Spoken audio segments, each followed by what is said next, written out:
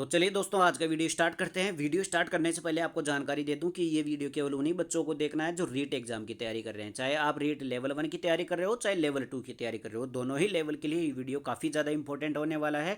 आप सबको पता है कि अपन साइकोलॉजी के प्रीवियस ईयर के मोस्ट इंपॉर्टेंट 1500 क्वेश्चन कंप्लीट करने वाले हैं। किस एग्जाम से पहले? रीट एग्जाम से पहले अपन साइकोलॉजी के प्रीवियस ईयर के, ध्यान रख लेना, एक भी क्वेश्चन फालतू का नहीं है। जो प्रीवियस ईयर में मोस्ट इंपॉर्टेंट क्वेश्चन है, बार बार रिपीट होने वाले क्वेश्चन है, टोटल 1500 क्वेश्चनों को मैं आपके एग्जाम से पहले कंप्लीट कराने वाला हूं। उससे पहले मैंने 175 क्वेश्चन कंप्लीट करा चुका हूं पिछली 4, 5, 6 क्लासों के अंतर्गत। ठीक है, तो अगर आपने वो नहीं देखी है तो चैनल पर जाना, प्लेलिस्ट बना रखी है साइकोलॉजी फास्टेस्ट रिवीजन के नाम से, उसमें जाकर के पिछले 175 क्वेश्चन थे वो भी देख लेना।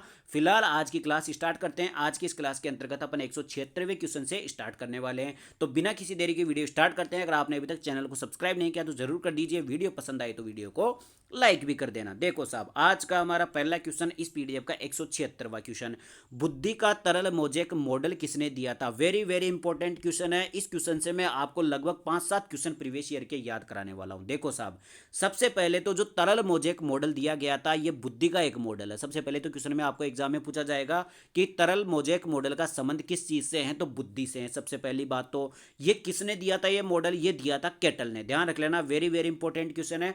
तरल मोजेक मॉडल बुद्धि का एक मॉडल है और केटल द्वारा दिया गया था। ये क्वेश्चन हो गए इसके अलावा ध्यान रख लेना। अब देखो, थ्रस्टन से कौन सा क्वेश्चन पूछा जाएगा एग्जाम में? अभी तक पूछा जा चुका है कि थ्रस्टन ने बुद्धि का कौन सा सिद्धांत दिया था, तो थ्रस्टन ने दिया था समूह तत्व का सिद्धांत, यानी कि ग्रुप फैक्टर थ्योरी किसने दी थी? थ्रस्टन ने दी थी। वेरी वेरी इंपॉर्टेंट क्वेश्चन है। इसके अलावा ध्यान रख लेना, स्पेयरमैन का क्वेश्चन आपको ध्यान रखना है। स्पेयरमैन ने बुद्धि का 2 फैक्टर थ्योरी और बुद्धि की 3 फैक्टर थ्योरी किसने दी थी? बुद्धि के 2 फैक्टर थ्योरी यानी कि द्वितत्व का सिद्धांत और त्रितत्व का सिद्धांत किसने दिया था? स्पेयरमैन ने दिया था। Very very very important question है, कई बार एग्जाम में पूछा जा चुका है। ठीक है, आगे बढ़ते भाई साहब। अगला क्वेश्चन, क्वेश्चन नंबर 177 क्या कहता है कि संबंध प्रतिक्रिया सिद्धांत में पावलोव ने प्रयोग किया था। आप सभी को पता है पावलोव ने, जो आपको सारे के सारे क्वेश्चन पावलोव की मैं करा चुका हूं। देखो साहब, फटाफट बता देता हूं एक बार।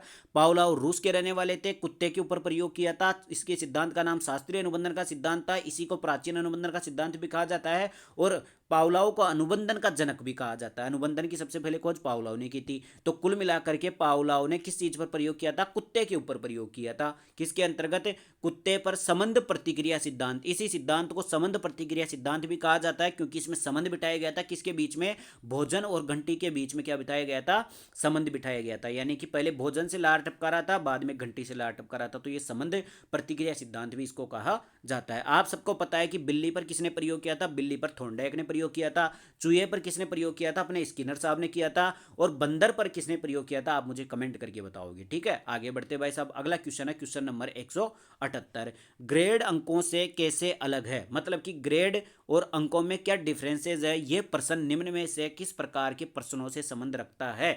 देखो, ग्रेड अंकों से किस प्रकार भिन्न है, अब यह आपको प्रश्न पूछ रहा है। तो ये किस प्रकार का प्रश्न है? ये प्रश्न है विश्लेषणात्मक। ध्यान रख लेना, क्योंकि अपन क्या करेंगे, इसको समझाते वक्त क्या करेंगे? विश्लेषण करेंगे। कैसे विश्लेषण करेंगे? विश्लेषण का मतलब होता है कि इसको 2 टुकड़ों में बांटते हैं, या कोई किसी भी चीज को टुकड़ों में बांट करके उसका जो अपन अध्ययन करते हैं उसको विश्लेषण कहा जाता है। अब जैसे ग्रेड और अंकों में डिफरेंस बताना है तो अपन क्या कहेंगे? एक तरफ तो ग्रेड लिखेंगे और एक तरफ बोलेंगे अपन अंक। फिर अपन समझाएंगे कि ग्रेड में तो ऐसे A B C D ऐसे होते हैं और अंकों में जैसे 100 में से 90 हो गया, 95 हो गया, ऐसी चीजें अपन बताते हैं। तो कुल मिलाकर के अपन क्या कर रहे हैं? 2 भागों में बांट रहे हैं। तो अपन क्या कर रहे हैं? विश्लेषणात्मक प्रश्न हो गया कुल मिलाकर के ये। ठीक है, आगे बढ़ते भाई साहब। अगला क्वेश्चन, क्वेश्चन नंबर 179, मानवीय विकास में आनुवांशिकता एवं परिवेश की भूमिका के संदर्भ में निम्नलिखित में से कौन सा कथन समुचित है? आप सभी को पता है एक सूत्र है जो एग्जाम में हमेशा क्वेश्चन पूछता है, और उसी देखो उसी सूत्र से एक सूत्र आपने सुना होगा, डी बराबर क्या होता है? हेरिडिटी इंटू एनवायरमेंट, यानी कि डेवलपमेंट यानी कि विकास,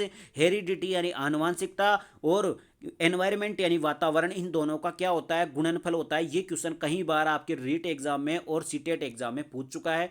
अब इसी क्वेश्चन को यहां पर एग्जाम में घुमा करके थ्योरी के रूप में पूछ लिया। देखो, विकास के बारे में आनुवांशिकता और परिवेश की भूमिका क्या होती है? तो ये रही भाई सब भूमिका, इन दोनों के गुणनफल के बराबर होती है। अब इसी को थ्योरी में बताओ। देखो साहब, विकास के विभिन्न क्षेत्रों में आनुवांशिकता और परिवेश का सापेक्षिक प्रभाव परिवर्तनशील है। ध्यान रख लेना, सापेक्षिक प्रभाव का मतलब होता है इनके बीच में में गुणा का चिन्ह है, यानी कि हेरिडिटी और एनवायरमेंट दोनों ही जरूरी है। अगर एक भी चीज जीरो हो गई तो आपका विकास भी जीरो हो जाएगा, ठीक है। तो दोनों के बीच में सापेक्षिक प्रभाव परिवर्तनशील है। इसका मतलब ये भी हो गया कि आपकी हेरिडिटी और एनवायरमेंट इन दोनों का ही प्रभाव पड़ता है। ऐसा नहीं है कि इसका ज्यादा पड़ता है इसका कम पड़ता है, दोनों का ही प्रभाव समान पड़ता है, ठीक है। आगे बढ़ते भाई साहब, अगला देर का भारत सरकार की विभेदात्मक शक्ति पूर्वकता संबंधी नीति मानव विकास में प्रकृति की भूमिका, ये तो बिल्कुल नहीं है। देखो कुल मिलाकर के उस फॉर्मूले को थ्योरी के रूप में आपको क्वेश्चन पूछ लिया एग्जाम में। इसी बात पर अगर आपने चैनल को सब्सक्राइब नहीं किया है तो जरूर कर दीजिए, वीडियो पसंद आ रहा हो तो वीडियो को लाइक भी करना। देखो साहब अगला क्वेश्चन, क्वेश्चन नंबर 180 क्या कहता है, निम्नलिखित में से कौन सा प्रतिभाशाली छात्र के लिए उचित प्रदत्त कार्य है। देखो अपने को ऐसा काम बताना है जो किसके लिए अच्छा है, प्रतिभाशाली छात्र के लिए, यानी कि जिसकी IQ 140 के आसपास हो उसको प्रतिभाशाली स्टूडेंट कहा जाता है। अब उसके लिए कौन सा कार्य सबसे बढ़िया है, देखो अन्य छात्रों की तुलना में समान परंतु अधिक अभ्यास। भाई ये तो सही बात है भाई, उनके समान लेकिन परंतु अधिक अभ्यास ज़्यादा सही नहीं है। उनकी शक्तियों को सही दिशा में देने तथा उसे व्यस्त रखने के लिए अपने साथी छात्रों को पढ़ाने के लिए करना, वेरी वेरी इंपॉर्टेंट। देखो ये क्वेश्चन भी कई बार रीट में तो एक दो बार आ चुका, उससे पहले सीटेट में कई बार आ चुका है। देखो अगर एक प्रतिभाशाली छात्र है तो उसको क्या करना चाहिए, एक तो उसको सही दिशा देना चाहिए, मतलब कि उसको गाइडेंस देनी चाहिए सबसे पहली बात तो, और उसे क्या करना चाहिए कि व्यस्त रखना चाहिए। व्यस्त कैसे रखोगे आप, उसको बोल दो कि अपने साथ के जो स्टूडेंट है, अपने साथी जो है उनको पढ़ाए, ठीक है। उससे क्या होगा कि वह व्यस्त भी हो जाएगा और उस कॉन्सेप्ट पर उसकी पकड़ भी हो जाएगी। तो प्रतिभाशाली छात्र के लिए क्या क्या करना चाहिए, एक तो उसको गाइडेंस देनी चाहिए, इसके अलावा उसको व्यस्त रखना चाहिए, और व्यस्त रखने के लिए अपने साथी जो है, अपने क्लासमेट जो है उनको पढ़ाना चाहिए, ठीक है।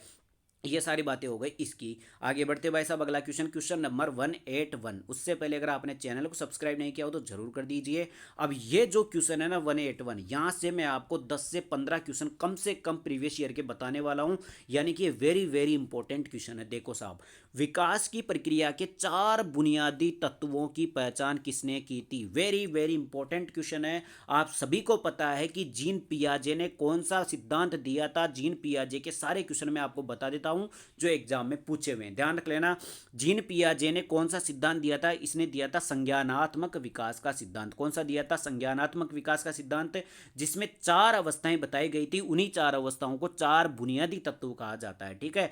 तो जीन पियाजे ने कौन सा सिद्धांत दिया, संज्ञानात्मक विकास का सिद्धांत दिया था, जिसमें 4 अवस्थाएं बताई गई थी। चारों अवस्थाओं का नाम क्या था, sensory motor skill, pre operational, operational और फॉर्मल ऑपरेशनल। इसकी आयु थी 0 से 2, इसकी थी 3 से 7, इसके अलावा इसकी कितनी थी 8 से लेकर के 12 तक, और इसकी हो जाएगी 12 से आगे तक, ठीक है। ये आयु काल भी एग्जाम में पूछा हुआ है, इनके नाम भी एग्जाम में पूछे हुए हैं। और 4 बुनियादी तत्वों का सिद्धांत किसने दिया था, जीन पियाजे ने दिया था।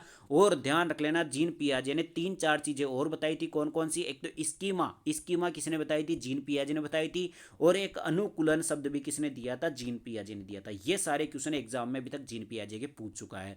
इसके अलावा यहाँ पे दे रखा है एरिक्सन साहब। एरिक्सन का आप सबको पता है कि ये किसका शिष्य था, ये सिगमंड फ्राइड का शिष्य था। इसने कौन सा सिद्धांत दिया था, इसने दिया था कौन सा, मनोसामाजिक विकास का सिद्धांत। कौन सा दिया था, मनोसामाजिक, यानी कि साइको सोशल जो डेवलपमेंट सिद्धांत है, थ्योरी है, वो किसने दी थी, मनोसामाजिक विकास का सिद्धांत एरिक्सन ने दिया था। इसमें कितनी अवस्थाएं हैं, 8 अवस्थाएं हैं, ध्यान रख लेना, वेरी वेरी इंपॉर्टेंट क्वेश्चन है। इसमें 8 अवस्थाएं दी थी, और 8 अवस्थाओं का नाम ध्यान रख लेना। एक विश्वास बनाम अविश्वास थी, संदेह वाली थी, इसके बाद में पहल बनाम ग्लानि थी, इसके बाद में परिश्रम वाली थी, इसके बाद में पहचान वाली थी, इसके बाद में फिर क्या थी, अलगाव वाली थी, इसके बाद में घनिष्ठता वाली थी, और सबसे लास्ट वाली संपूर्णता वाली थी। 8 के 8 नाम याद रख लेना, एग्जाम में कई बार पूछी जाती है। इसके बाद में स्किनर के सारे क्वेश्चन मैं आपको बता चुका हूं। BF स्किनर इसका पूरा नाम है, अमेरिका का रहने वाला है, चूहे और कबूतर के ऊपर प्रयोग किया था। सिद्धांत दिया था क्रिया प्रसूत अनुबंधन का सिद्धांत या सक्रिय अनुबंधन का सिद्धांत। और इसके अलावा स्किनर की क्या बात आती है भाई, अभिकर्मित अनुदेशन का जनक भी किसको कहा जाता है, स्किनर को कहा जाता है। कोलबर्ग के बारे में आप सभी जानते हो, कोलबर्ग ने कौन सा दिया था, कोलबर्ग ने दिया था नैतिक विकास का सिद्धांत। कौन सा दिया था, नैतिक विकास का सिद्धांत किसने दिया था, कोहलबर्ग ने दिया था। एक ही क्वेश्चन कोहलबर्ग के बारे में एग्जाम में पूछा जाता है। अगला क्वेश्चन देखिए, क्वेश्चन नंबर 182। उससे पहले अगर आपने चैनल को सब्सक्राइब नहीं किया है जरूर कर दीजिए, वीडियो पसंद आ रहा हो तो वीडियो को लाइक भी कर दीजिए। अगला क्वेश्चन है उत्तेजक अनुकूलन सिद्धांत। कौन सा है भाई साहब, उत्तेजक अनुकूलन सिद्धांत का संबंध किस मनोवैज्ञानिक से है, ध्यान रख लेना। उत्तेजक अनुकूलन सिद्धांत किससे संबंधित है, थॉर्नडाइक के सिद्धांत, ध्यान रख लेना। थॉर्नडाइक के सारे क्वेश्चन आपको बता देता हूं। थॉर्नडाइक सबसे पहले तो कहां का रहने वाला, अमेरिका का रहने वाला है। इसने बिल्ली के ऊपर प्रयोग किया था और सिद्धांत दिया था प्रयास एवं त्रुटि का सिद्धांत। इसी को प्रयत्न एवं भूल का सिद्धांत भी कहा जाता है, और इसी को उत्तेजक एवं अनुकूलन का सिद्धांत भी कहा जाता है, ध्यान रख लेना। CR थ्योरी आरसी थ्योरी ये दोनों तो किसने दी थी, सीआर थ्योरी दी थी अपने किसने, पावलोव ने। आरसी थ्योरी दी थी किसने, अपने स्किनर ने। और ध्यान रख लेना एसआर थ्योरी किसने दी थी, ये एसआर थ्योरी है। कौन सी थ्योरी है, एसआर थ्योरी है। उत्तेजक अनुकूलन सिद्धांत किसने दिया था, ये थॉर्नडाइक ने दिया था। क्रिया जो प्रयासम त्रुटि का सिद्धांत था उसी को थॉर्नडाइक ने कहा उत्तेजक अनुकूलन का सिद्धांत भी कहा जाता है। इसके अलावा आपको स्किनर के सारे क्वेश्चन में जस्ट बता ही चुका हूँ। बीएफ स्किनर अमेरिका का रहने वाला, क्रिया प्रसूदन में सक्रिय अनुबंध का सिद्धांत, चूहे कबूतर के ऊपर प्रयोग, अभिक्रमित अनुदेशन का जनक। इसके अलावा थ्रस्टन के आपको बता ही चुका हूँ। थ्रस्टन ने एक बुद्धि का सिद्धांत दिया था, कौन सा दिया था, ग्रुप फैक्टर थ्योरी, यानी कि बुद्धि का समूह तत्व का सिद्धांत किसने दिया था, थ्रस्टन ने दिया था।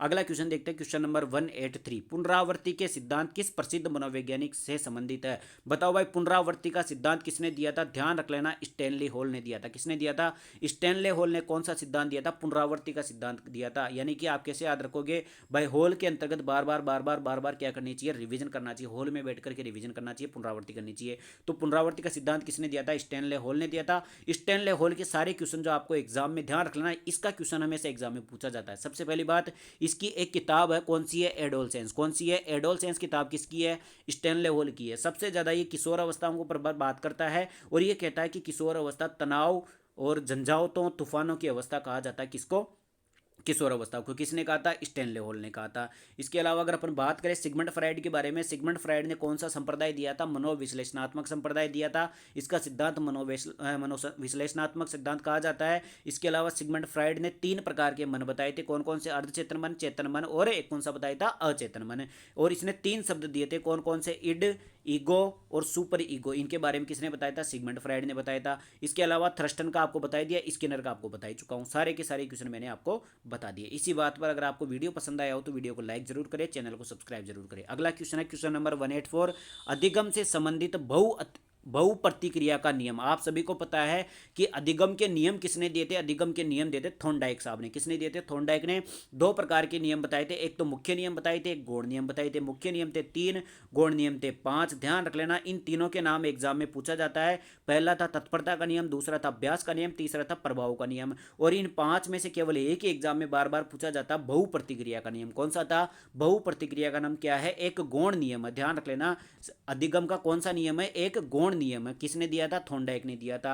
आगे बढ़ते हैं भाई साहब, अगला क्वेश्चन, क्वेश्चन नंबर 185 क्या कहता है, निम्नलिखित में से कौन सी अधिगम की विधि है। बताओ भाई साहब, अधिगम की विधि कौन सी है। देखो, छूकर सीखना बिल्कुल नहीं, छू करके तो कोई सीख नहीं सकता। सुनकर सीखना और करके सीखना। ध्यान रख लेना, करके सीखना अधिगम की एक विधि होती है। अधिगम की एक विधि किसको कहा जाता है, करके सीखने को कहा जाता है। अगला क्वेश्चन देखिए, क्वेश्चन नंबर 186, निम्नलिखित में से आदत होती है। आदत क्या होती है, हम सभी जानते हैं, पूर्व अनुभवों की पुनरावृत्ति होती है। यानी कि पूर्व में, यानी कि पास्ट में अपन ने जो भी अनुभव किए थे, जितने भी एक्सपीरियंसेस है, उनकी अपन बार बार अगर पुनरावृत्ति करते हैं तो वो हमारी आदत बोली जाती है। बोलते हैं ना, तेरे को तो फोन चलाने की आदत पड़ गई, अपन क्या कर रहे हैं, बार बार फोन चला रहे थे, पास्ट में चलाते जा रहे तो आदत पड़ गई है। ठीक है, तो पूर्व अनुभवों की पुनरावृत्ति को आदत कहा जाता है।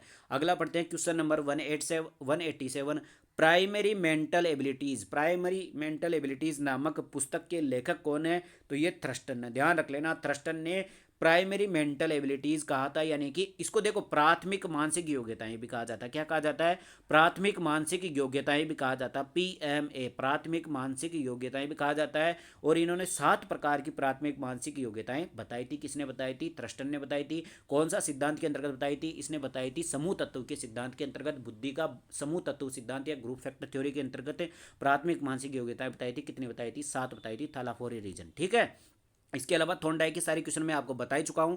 थॉर्नडाइक अमेरिका का रहने वाला, बिल्ली के ऊपर प्रयोग किया था, प्रयासम त्रुटि का सिद्धांत दिया था, इसी को प्रयत्न भूल का सिद्धांत भी कहा जाता है।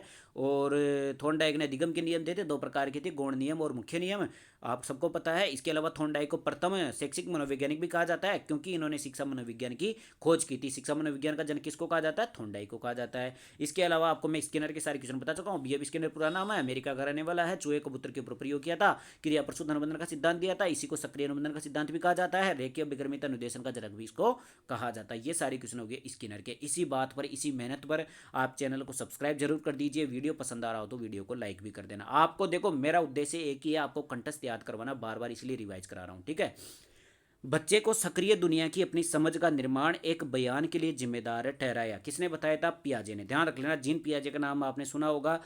बच्चे को सक्रिय दुनिया की अपनी समझ का निर्माण, बच्चे को सक्रिय दुनिया की अपनी समझ का निर्माण एक बयान के लिए जिम्मेदार ठहराया था, वो किसने बताया था? जीन पियाजे ने। देखो, जीन पियाजे का कौन सी क्वेश्चन पूछ चुका आपको बता ही चुका हूं मैं। जीन पियाजे ने संज्ञानात्मक विकास का सिद्धांत दिया था, जिसमें 4 अवस्थाएं बताई थी: sensory motor skill, pre operational, operational, formal operational. इनके आयु वर्ग भी याद रख लेना, मैंने बता चुका हूं। इसके अलावा इसने स्कीमा शब्द दिया था, अनुकूलन शब्द दिया था। ये सारे क्वेश्चन हो गए जीन पियाजे के।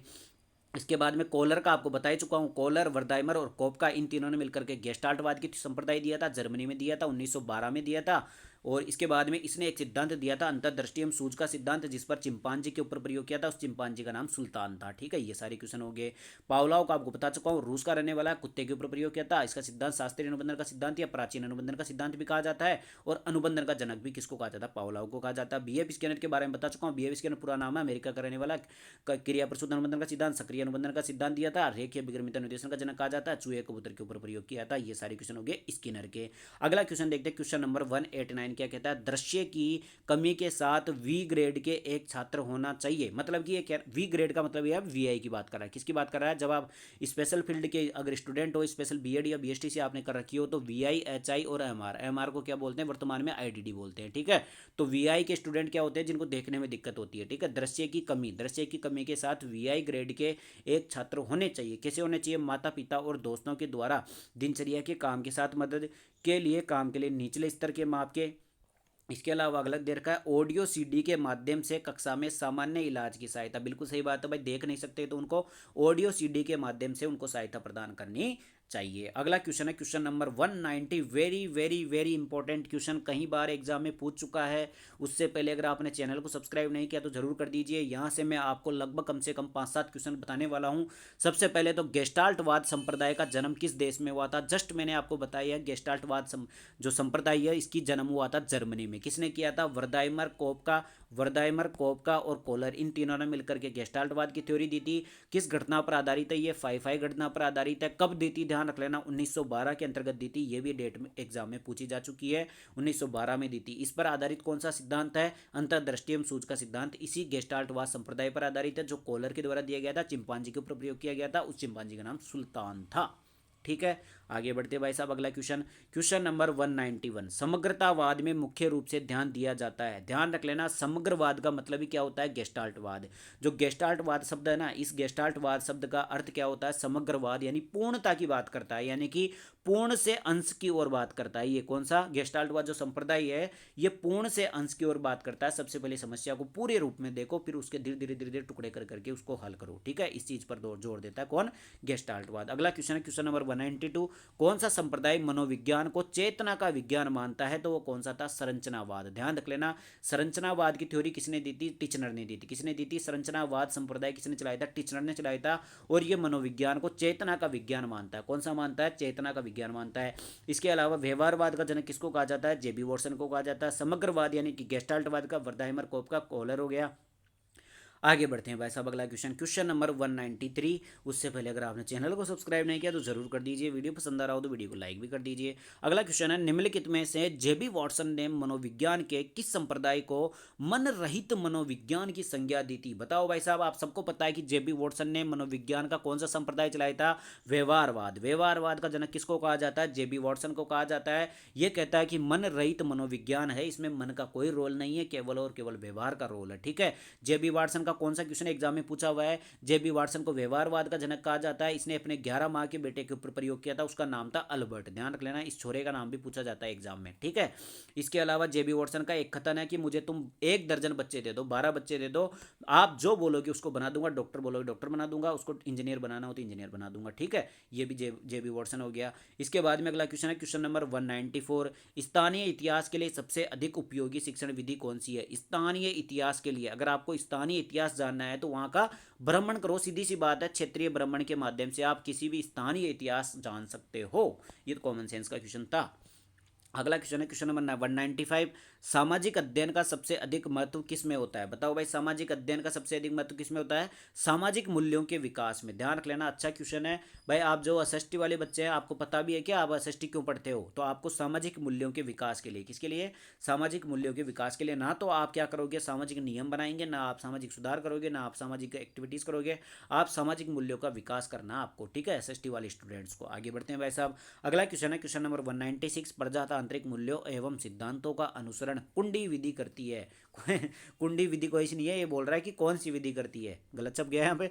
प्रजातांत्रिक मूल्यों पर एवं सिद्धांतों का अनुसरण कौन सी विधि करती है? तो प्रजातांत्रिक मूल्य किस कौन सी विधि में आते हैं? वाद विवाद विधि के अंतर्गत प्रजातांत्रिक मूल्य आते हैं, ठीक है। इसके अलावा आप मुझे बताओ भाई, समाज मिति विधि किसने दी थी? समाज मिति विधि दी थी मोरेनो। ध्यान रखना, मोरेनो नाम है, एक पूरा नाम तो मेरे को ध्यान नहीं है। मोरेनो ने कौन सी विधि दी थी? समाज मिति विधि दी थी। आगे बढ़ते हैं भाई साहब। अगला क्वेश्चन है क्वेश्चन नंबर 197। सामाजिक अध्ययन पढ़ाने की प्राथमिक कक्षाओं में सर्वाधिक उपयुक्त विधि कौन सी है? भाई आपको छोटी कक्षाओं में सामाजिक अध्ययन पढ़ाना है तो कहानी विधि सबसे बढ़िया है। बचपन में अल्बर्ट उसकी किसकी क्या नाम था उसका, हिटलर की कहानी सुनाई जाती थी, ठीक है। ये सामाजिक अध्ययन पढ़ाने का एक तरीका होता है। इसके बाद में अगला क्वेश्चन है क्वेश्चन नंबर 198। छात्रों को उनके पब के आधार पर विभिन्न समूहों में वर्गीकरण किया गया है। उन्हें आत्मसम्मान को और उनके शैक्षणिक प्रदर्शन को। ठीक है भाई साहब, ये कटाफटा क्वेश्चन है, इसको नहीं करेंगे अपन, गलत बताने से अच्छा है उसको छोड़ दो, ठीक है। अगला क्वेश्चन देखते हैं क्वेश्चन नंबर 199। आज का हमारा सेकंड लास्ट क्वेश्चन देखो साहब। 199। अपनी व्यक्तिगत पहचान बनाने के लिए बच्चे को निम्नलिखित में से स्वयं को क्या समझना चाहिए? भाई खुद की व्यक्तिगत पहचान बनानी है तो खुद को बच्चा थोड़ी समझेगा। बच्चा समझ करके व्यक्तिगत पहचान कैसे बनाएगा? मशीन समझ करके व्यक्तिगत पहचान कैसे बनाएगा? फिर तो कंप्यूटर बन जा। इसके बाद में परिपक्व व्यक्ति बनकर के बने, बिल्कुल इंसान बनकर के, मनुष्य बनकर के खुद को व्यक्तिगत पहचान बनानी चाहिए। बहुत अच्छा क्वेश्चन है भाई साहब। अगला क्वेश्चन देखते हैं, आज का हमारा अंतिम क्वेश्चन। उससे पहले अगर आपने चैनल को सब्सक्राइब नहीं किया तो जरूर कर दीजिए। बालकों की सोच अमूर्तता की अपेक्षा मूर्त अनुभवों एवं प्रत्यों से होती है, यह अवस्था कौन सी है? देखो, कौन सी ऐसी आयु एज है जिसमें आप अमूर्तता की जगह मूर्तता, मतलब कि आपके सामने प्रत्यक्ष रूप से, फिजिकल रूप से नॉलेज चाहते हैं, या फिर मतलब इमेजिनेशन नहीं करते हैं? कौन सी उम्र में? 7 से 12 वर्ष की उम्र में। किसमें? आपकी जो बाल्यावस्था होती है उसमें मूर्त अनुभव होते हैं। देखो, एक तो होती है शैशवावस्था, एक होती है बाल्यावस्था, एक होती है किशोरावस्था, एक होती है प्रौढ़ावस्था। ध्यान रखना, शैशवावस्था में ना तो अमूर्त आते हैं ना ही मूर्त आते हैं। बाल्यावस्था के अंतर्गत मूर्त विचार जानने लग जाते हो, यानी कि प्रत्यक्ष रूप से जो चीजें होती हैं उनके बारे में नॉलेज लेने लग जाते हो। किशोर अवस्था में जाकर के आपकी अमूर्तता स्टार्ट हो जाती है, आपकी इमेजिनेशन वगैरह पावर स्टार्ट हो जाती है। फिर प्रौढ़ावस्था में तो सब कुछ आ ही जाता है। तो अमूर्तता की अपेक्षा मूर्त अनुभव किस में ज्यादा होते हैं? वो 7 से 12 वर्ष की उम्र में, बाल्यावस्था में होते हैं। आगे बढ़ते भाई साहब। अगला क्वेश्चन है क्वेश्चन नंबर 201। ये करेंगे अपन अगली क्लास के अंतर्गत। इस क्लास के अंतर्गत अपन ने 25 क्वेश्चन कंप्लीट किए थे, लेकिन इसके साथ में आपको बहुत सारे क्वेश्चन मैं बता चुका हूं। लगभग 60-70 क्वेश्चनों की ये क्लास हो चुकी है कंप्लीट। अब बाकी अगर आपने 175वें क्वेश्चन से पहले का वीडियो नहीं देखे हैं तो 3-4-5 क्लासों के अंतर्गत मैंने आपको करवा दिया है। तो प्ले चैनल पर जाना, वहाँ पर प्ले लिस्ट बन रखी है साइकोलॉजी फास्टेस्ट डिवीजन के नाम से, उसमें जाकर के आप पिछली क्लासें देख लेना। सारे के सारे प्रीवियस ईयर के क्वेश्चन है, और एग्जाम से पहले मैं आपको साइकोलॉजी के 1500 क्वेश्चन कंप्लीट करा के भेजूंगा एग्जाम से पहले पहले, ध्यान रख लेना, ठीक है। 200 क्वेश्चन कंप्लीट कर चुके हैं, आगे के क्वेश्चन अगली क्लास में करेंगे।